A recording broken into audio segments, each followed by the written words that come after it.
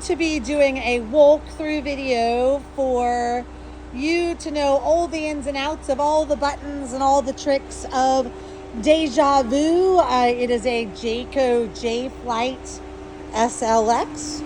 It is 23 feet long, has a pretty decent size slide on the driver's side. Walking down, there's outside cabinets. However, most of them are pretty full with all the items needed to run and operate the RV itself. Walking around more, you'll see we're at our storage facility here, so we're a little tight. But there's all sorts of fun things in the outside cabinet. So we'll go through each one little bit by little bit to make sure you're comfortable in your trip, your little adventure, whether you're pulling yourself or having it delivered and set up for you. So the hitch area is a manual hitch. It does not have an electric lift on it up and down. Right now you'll see we have a small base down there, but if needed, there is a larger stand in the outside cabinet. When it comes to taking this Deja Vu and pulling yourself, we do have the hitch here in the outside cabinet that does have the sway bars on it. Everything is in this outside cabinet here. You'll see the sway bars and then that hitch that is available to you, and of course the best and safest way to pull the trailer yourself. If you are having it delivered to the campground, well, goody gumdrops for you. Everything will be magically set up and ready for you when you get there. Just to look at a couple of things, if you're pulling it yourself, and just maybe some other things that maybe are good to know. We typically store the RVs in the with the batteries disconnected. So with this particular one, there is no battery disconnect. So we will have it stored with this cable taken off, and this is just hand screwed tied here, this bolt. So when you come, you may need to get that battery hooked up in order to hook it up to your vehicle. The propane bottle should be stored in the off position as well. So when you get to your campground, if you're hooking it up yourself, you would need to turn that on. When you turn on the bottle, it will show you that this particular bottle is full. We actually just replaced this bottle, so it's a newer bottle that is full. We have the brake cable here, the emergency brake cable, the light connector there, and it looks like, that's a pretty good place to put it. The little posty dude thing, my brain is a little lost right now, is actually on this propane bottle that you would use to fasten that down. Going through the outside cabinets here, we do have some manual leveling blocks. Those will be needed if you're at an unstable or an unbalanced campground or location. There are only two wheels, so you're just going to need to put one on one or the other. In order to, build little Lincoln log mountain there, put the one on top to the interlinks together. Then in this bin, you'll see there are two hoses. First and foremost, you have the Y that would actually hook up to your campground itself. This yellow or day glow green hose stays connected to this hose. You'll see these control on or off, so these are both in the off position. So first you would connect this to the campground. This is to wash your hands, rinse your shoes, wash a dog. And then this blue hose that's brand new would actually be hooked up to the other end of the Y. And you'll notice on the blue hose, there is a 90 degree connector so that you can hook that up to the RV. If for some odd reason that's missing, There is another one in the bin and some extra O-rings and your water filter. We get to keep everything in this outdoor bin here for water.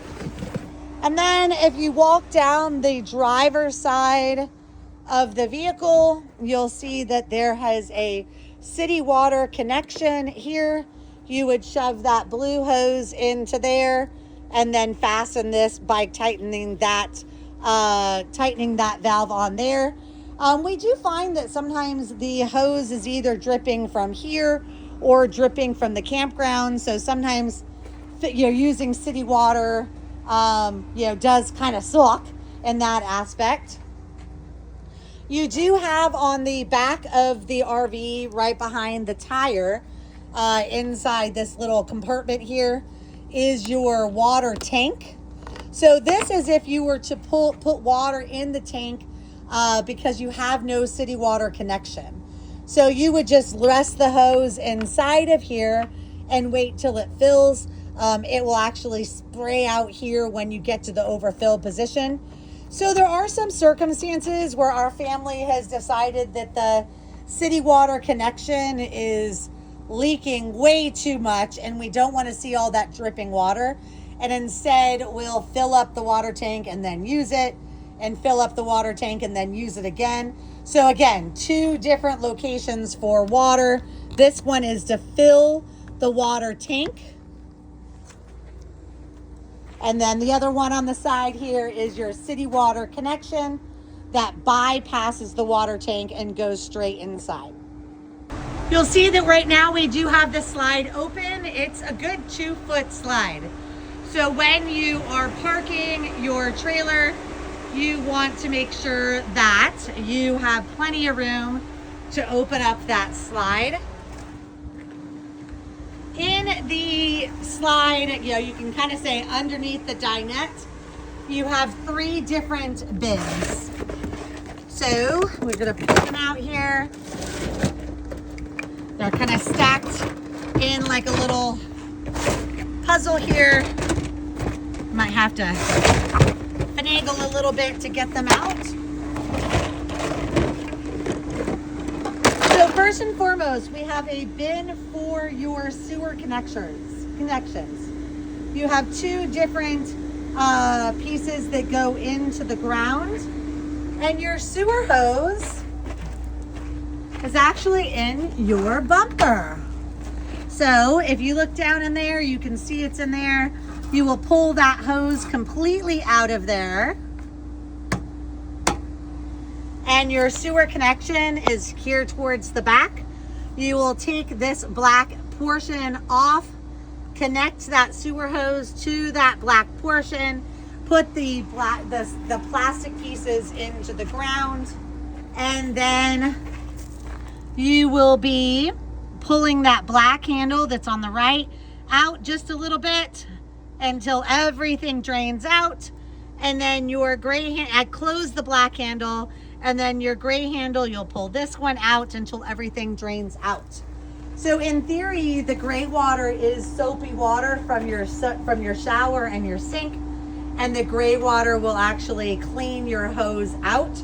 So if you're having the RV delivered, all of this is going to be set up for you already, and you won't have to handle any of it.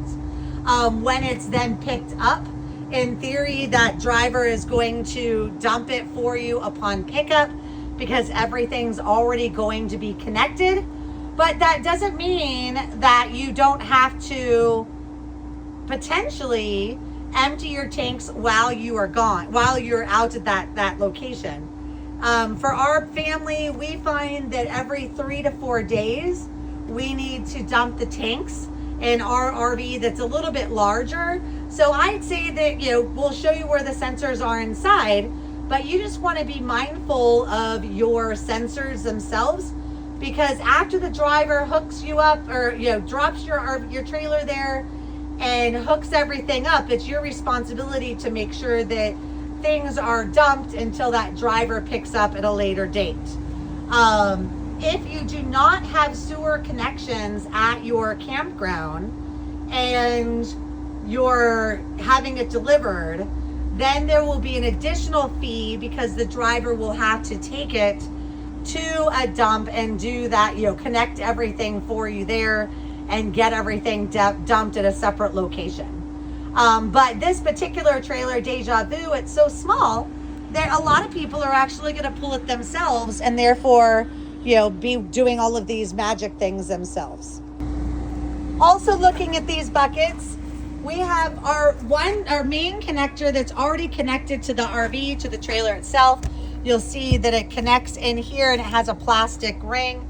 Just following this, we had it hooked up to a generator in order to have some air conditioning inside the unit. So you'll see on the other end, there is a surge protector and an adapter. We had it hooked up into a 50 amp connection. So this would be your power connection that you would connect to the campground. We always make sure that we utilize a surge protector because the campground power is notoriously icky and you want to protect not only the RV but your electronics inside as well. This is a 30-foot cable, so that should be plenty. But in the outside container, there is an extra cable, at least right now. Sometimes these things get moved around a little bit amongst all the RVs, but for right now, there's an extra cable in here. So if you think that you need it, please let me know. Right now, we also have a 50 amp connector and also one that will hook to a regular 110 outlet at your house. I don't believe this is going to run off of 110 outlet. The air conditioner will not run, but there is a connector there that will power batteries and lights and other things. And then the last bucket, you see that there's a cable. I don't know where there's cable anymore at campgrounds, but there is a cable TV cable there, and that is on the outside of the RV, right by the rear above the black tank or the tank sewage area. I'm going to get all this cleaned up and we'll walk around the other side. This is the hot water, the heater exhaust, so it might be a little warm. In this cabinet, first and foremost, there actually is a little drill there that you can use to lower and raise your stabilizers. There's a charger in there as well.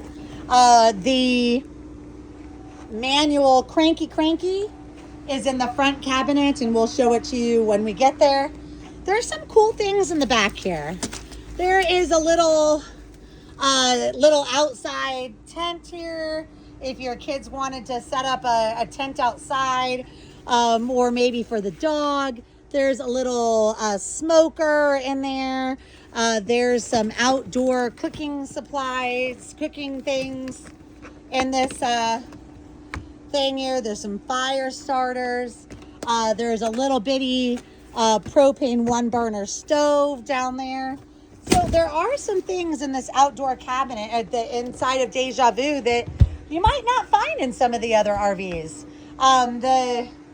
We wanted to make sure that there's all sorts of fun little things for you for your trip. Squeezing by here. In this front cabinet, on the wall here is the little manual jacky thingy for the stabilizers. Again, we already showed you the sway bars. There is a number of rugs, outdoor rugs in here for you. So you would just take those out and put them out on the ground. Hopefully the driver set that up for you if you had it delivered. And then there's a couple of stakes down here too. And I believe that is it down there. You'll see this particular camper does have a little Furrion camera system that you can Bluetooth to and connect into your car. So that's kind of a nice little backup for when you are parking the trailer, that will help if maybe you're a little bit newer. So that's all the walk around for the outside of the vehicle, and holy cow, it looks like it's really gonna rain. We're gonna head on inside.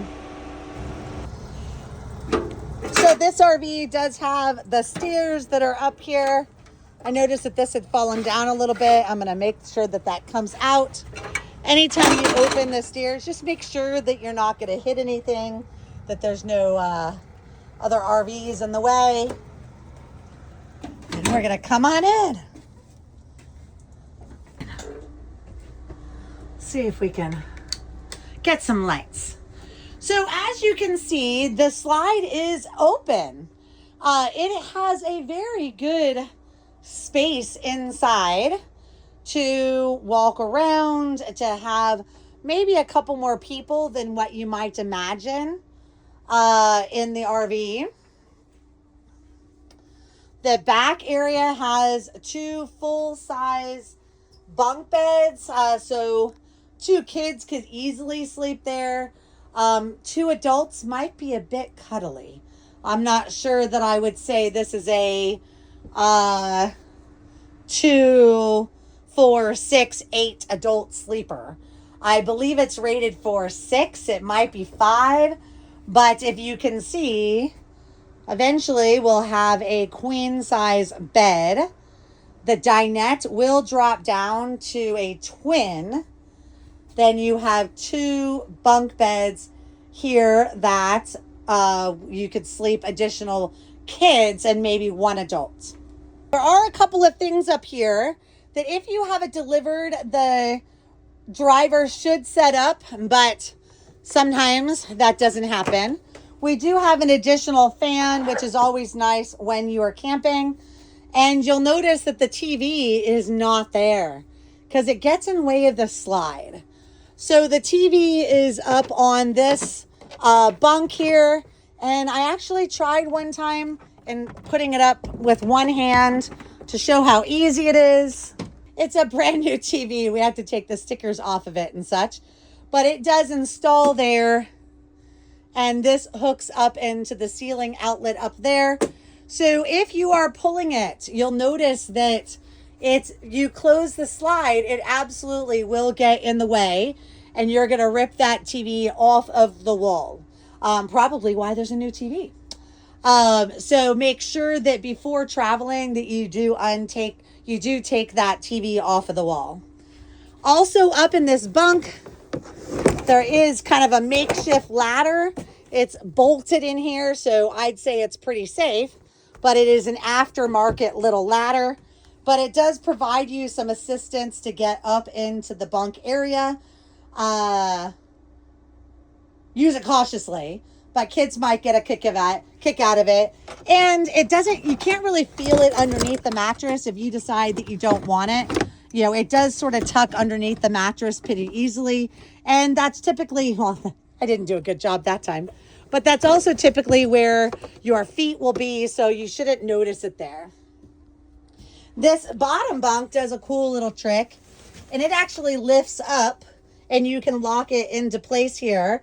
Just in case you have maybe some bikes or some other things that take up a little bit more room while travel. It provides you a little extra space, and that bunk actually stays up there. The kitchen area is so cute and dainty, but it has everything that you need. There is a little microwave with a fan. There's a 2 heater exhaust or fan there with 2 burners. I found that the Ignite on this RV doesn't seem to work as well as I would like. And the couple times I've tested it out, I've used the lighter that's in the drawer in order to light the pilot while I was pushing that down. The fridge, again, if you have it delivered, in theory, you should arrive and your fridge should always be on and getting cold. The refrigerator does take anywhere between 3 to 4 hours to get cold. So do not put cold food into a warm fridge. You always want to wait until it gets to temperature. And you'll see that inside the fridge here's the on and off for it. And you would turn that to the 7. That would be the coldest. And it takes a while to cool. So if you paid for a delivery, hopefully it's getting cold for you as you're arriving. If you delivered yourself, make sure that you turn it on. We always like to have the drivers turn it on when they pick it up. They're connected to their cars, so there is power, so that while they're driving there, it's getting a little head start. But sometimes that doesn't happen. You'll see, obviously, you have a sink there when the water pump is on, microwave. And right this second, we actually don't have the plates and bowls and cups and such, but there will be plates and bowls and cups. There will be a set of silverware and kind of the kitchen utensils you need, a little bit more than this. We just have to purchase them. Underneath the kitchen cabinet, there is a trash can, some kitchen hot buff things. There's dishwashing detergent. We did leave a package of paper goods down there. Thought they would be helpful. And your pans are underneath here. We have literally a smaller saute pan, a saucepan, and then there's a grill pan as well. So it's kind of exactly what you need and nothing extra. So be mindful with what you're planning for your meals, that you might need to bring maybe, some extra cooking utensils. We bring garlic presses and cheese graters and things because we find that we need them for some of our recipes. So they'll be the standard like spatula, spoon, and spatulas, they're the potato masher, maybe not, the can opener, maybe not. I did see this one has one. But just think about what you're cooking to see what other things you might need. This stove is a manual light with a lighter. Most likely it's going to be in the drawer here. So you would, let's see if I can set this up here so you can watch me do it. You would push this knob in, turn it to the light position, and just light it with the lighter. And same thing with here, put it in the light position and light it with the lighter so that both burners are on. Then you can tell actually one burner turned off. So you would always have to push it in order to light. This does have a large dinette area here that's nice to seat a bunch of people comfortably. If you wanted to convert this into a bed, you would pull the table out from here. It is a good yank. I mean, I want to say, like, if you don't have to convert this dining room table, don't. Because it does take a good yank. Then you would take the legs out of the bottom and just store them underneath and take these cushions off. And then see here, there's these little black ledges here, right there. That's where the table is sitting. You're going to sit the table right on top of those little black little ledges there. And that is the support. Now, it is a bed, but don't sit on the table itself to put your shoes on and put all of your weight on the table. You will absolutely snap that table in half, and it will absolutely be your fault. So what I suggest is if you're going to put your shoes on and have all of your weight in one spot, sit on one of the outside edges. But then when you lay down and you distribute your weight, it's totally fine. And when you put that table down, you're going to maneuver all of these cushions. And let me tell you, if you can find the perfect way where they're exactly where they look like they're supposed to be, oh my gosh, that'd be awesome. Because I've even looked online and it just seems like they don't fold across exactly correctly. They don't maneuver into the exact perfect positions, but it definitely works. The other bed is a Murphy bed that is behind the beautiful couch here. It's nice to have the couch during the day, but it does turn into a bed fairly easily. So first and foremost, you would lift up the couch and make it flat. Then you'll see there's some little latches over on both sides here that you're going to pull these latches out. I pulled out one and the other. Of course, I need two hands here. Oh, I think I got it. Oh, I got it. And then lower the bed down. So the bed is actually a little bit farther out than it should be because we have a fancy little pillow that's all the way behind that mattress up against the wall that's pushing the whole mattress out about 6 inches or so. That's providing a little bit longer of a bed for those that need it. You'll see that there is a curvature in the bed, so if you're a little bit taller, you may not fit so well. There is a mattress, and then there's a mattress topper. It's actually not all that uncomfortable. It's actually pretty okay.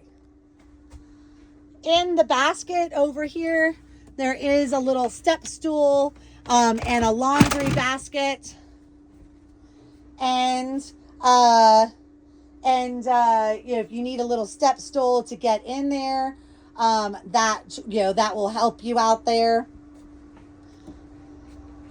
And then to put the bed back up, again, you would just raise it up into the position. Make sure you latch it so that it doesn't fall on you in the middle of the day while you're relaxing on the couch. You can leave the bed made, and it does seem to all fit and squash up there, so that you have more room in the RV during the day. So there is a little makeshift curtain to provide a little extra privacy, so that you could still leave the door open during the day to get the breeze from the fall weather and not have to always have the air conditioning on, but still have some privacy there. So that is for that curtain there. And just sort of walking around, I'm just going to point out some of the USB outlets and some of the light switches here. Up here on the main panel, you have your slide in and out. This is your awning in and out. I'll open it up here a second. Just a couple of inches to show you. There's a light out there as well. Just to talk a little bit about the awning, please do not leave the awning in the open position. What you'll find is that those awnings do not withstand any sort of wind at all, and they can get very damaged very easily. So your insurance that you purchase is collision damage. So if you just happen to leave your awning open during a storm and it gets damaged, then that comes out of your security deposit, and that's a very sad ending to your trip, having to pay for an awning. So just be very careful. If you're outside enjoying it, that's wonderful. If you're not, and if you leave the RV, please close it. Also up here, you do have your sensors. Again, you have your water pump. And then you'll see if I push the battery button, it's showing you has a full battery. The fresh water, we like to keep that empty. We do have a lot of renters that will pull this RV themselves. So we want to make sure that we're having it as light as we possibly could have it. The black tank says empty, and the gray as well. So, we want to make sure that when you pick it up and have it, pick it up or have it delivered, that your water tank is empty and your black and white gray water is empty as well. There is a sound system there that you can turn on that has Bluetooth for a radio. Let's see. Let's look for some more light buttons here. There's a USB up in the bunks there and an outlet or two. There's your light in your bathroom and the tankless water heater. Coming over this direction, is it these lights here?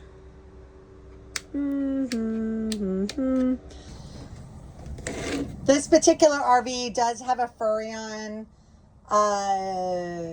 backup camera and such that a guest can use. If you would like, it is Bluetooth. It hooks into the cigarette lighter in the car, and it also works here, for you have backup cameras. Guess I should turn the stove off. When you go to pick up to return home, you want to make sure that make sure that the broom is in the right spot. You're going to take the TV off of the rack, put it on the bed, take the fan off of the thing, put it in the sink, make sure that the slide is in the right position. You're gonna close the slide here and you can watch it's closed there and see how it fits perfectly into the space there, as long as the couch is not there, or as long as the bed is not down. So you would close the slide all the way. Coming into the bathroom, we have a typical RV bathroom. One thing that it's nice about this bathroom is it does have a very shallow little drain or shower pan there. Some people call that a bathtub. I'm not sure I would. But if you had a baby, you could totally block that drain and put a couple of inches of water there and try to give your baby a bath, or toddlers that maybe aren't used to showers. The shower nozzle itself is pretty typical. It does have this on and off button, so if it is in the off position, it may, water may not come out and you may need to turn it on. There is a tankless water heater that does need to be turned on when you would like hot water. So you would turn this on in this position, and right now I'm only using the battery, so the tankless water heater does require the 30 amp connection. So I can't turn it on right now, but you would turn this on and set the temperature. And in theory, you should have instant hot water. There is an additional fan here, but during travel, this fan does, and there's on and off buttons here. In travel, this fan does tend to fall off the wall. And so I'm trying to make sure that people take the fan down and put it in the sink so that it doesn't swing while it doesn't fall and break. I'm not sure why it's so tight here, but you may come and it may be still in your sink. There should be plenty of RV toilet paper for you. You do need to use the toilet paper that I provide, or RV safe quick dissolve toilet paper. When you flush the toilet, you can see that there is a little bit of water in the bottom of the toilet. It is a foot pedal in the front. Right now, the water pump may or may not be on. I don't believe it's on. Let's go see so we can.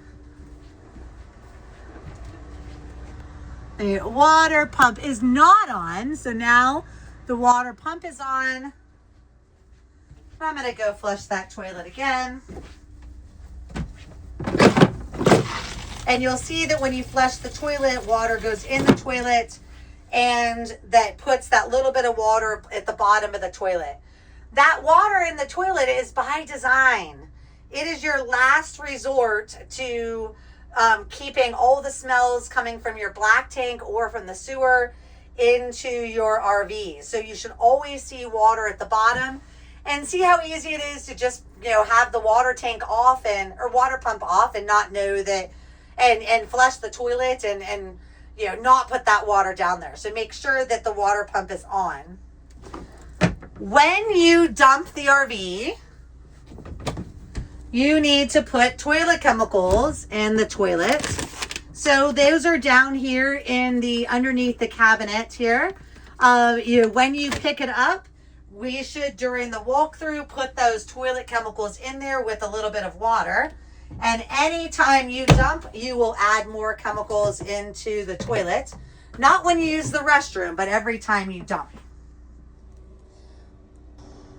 And maybe you watched this video and the only question you had is how you turn on the air conditioner. It actually is just buttons and dials on the AC unit itself on the ceiling. So you would need to be connected to that 30 amp connection and have the 30 amp power to the RV.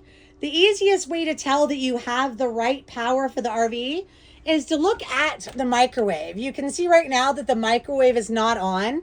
and the microwave is not working, that's because I do not have 30 amp power right now. I'm just running off of the battery that will run the lights and the outlets for like charging your phone, but it will not run the air conditioner. So the air conditioner you turn on here, and there is a little simple switch here. If you close this vent, then the air conditioning is going to come out the sides. If you open this vent, it's going to come out mostly here. And then if you're ever at a point in Florida that you need the heater is actually what's on the dial here. And you would turn this to the on position and set a temperature. It's great. It says it's over 90 degrees in here, and I believe that. Let's see. There's actually a temperature thing right here as well. It's 91.8 because it's hot in the summer, and I wish that I had that air conditioning on. Last but not least, we have some safety things. So we have our smoke detector that's up on the ceiling. I'm going to tell you that, I mean, I'd say that they're very sensitive, but I think that because in an RV, you're only a couple of feet away from the bacon that's cooking in the pan, that I do find that I tend to turn off, or the smoke alarm tends to turn on more than it does in my house. You do have a CO2 detector that's here towards the bottom, and your fire extinguisher is here towards the door. You have a broom. I saw the dustpan was over by the trash can. One big warning or no. You can see that the couch is very close to where this slide comes in. So even when the couch is made flat, and then when you put this bed down, the bed comes out to this location over here. And if you went to close the slide without bringing up the bed, you are going to do even more damage than there is here on the wall already. So please make sure anytime you are operating the slide that you have the bed totally up into the couch position so that the slide has plenty of room to go in and not do any damage. So you'll see when the slide comes in, you still have plenty of room to kind of walk around and get things ready, and still store things in the bed area.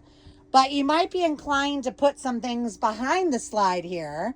So also when you're opening the slide, you always want to make sure that nothing fell back behind the slide here. You'll see that the TV is not on the wall right there. It's up here on the bed. So that needs to be taken off before you close the slide so that you don't do any damage. But you still have a good maybe 2.5 feet in here that you can still get into the fridge and stock the cabinets and get everything ready for your trip. Funny. I would show you how those steps go up. They fold up into the door position, and there is a little latch that they latch into place. So if you are pulling it yourself, you would release the little latch and then lower the stairs down. But you'll see we have the slide open next to us in the RV that's next door, and that is totally in its way, and I actually can't lift the stairs up right now in order to make sure that the door is secure.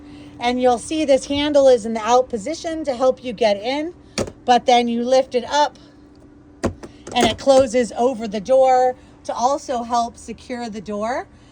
So that is how you would be ready to travel. So I hope you enjoyed this walkthrough of Deja Vu. You might be wondering how Deja Vu got its name. She actually is very similar to another trailer we had in our fleet named Dottie, and Dottie went out, and a couple of weeks later, this one came in. Similar layout. The only thing different was this slide that provides some more room in the side, inside. So that was a nice little upgrade. But I still thought that Deja Vu was a perfect name. And if you don't know, all of our RVs are named after 101 Dalmatians. So anytime we go to name an RV, we pull up the Google list of all the names of 101 Dalmatians and the movies and the TV shows and the stage plays, whatever. And we name all of our RVs after 101 Dalmatians. And Deja Vu is one of them. Thank you so much. I hope you enjoy this walkthrough video and enjoy your trip in Deja Vu, whether it is that you're pulling it yourself or having it delivered. She is absolutely perfect for a smaller family or somebody that wants to be a little bit more minimalistic. You know, she is absolutely perfect. So I hope you enjoyed it. Thank you. Bye.